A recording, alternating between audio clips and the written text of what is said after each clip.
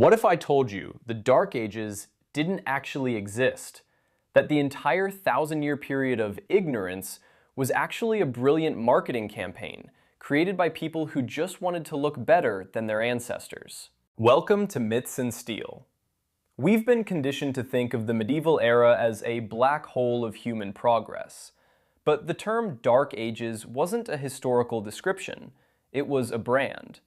Today, we're investigating how the Renaissance created the ultimate historical smear campaign to boost its own ego. By the end of this video, you'll see why the darkness was never in the history. It was in the branding. We can trace the term Dark Ages back to one man, Petrarch, a 14th century Italian poet. Petrarch was obsessed with ancient Rome. To him, anything that happened after the fall of the empire was a period of darkness, because it didn't meet his specific artistic and literary standards. It wasn't about a lack of science or technology.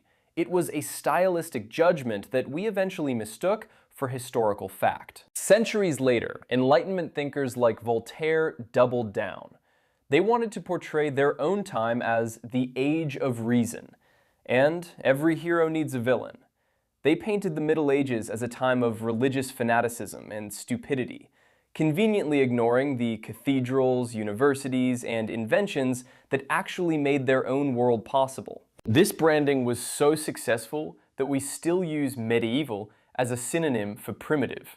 But by calling it the Dark Ages, we blind ourselves to a time of incredible legal growth and scientific preservation.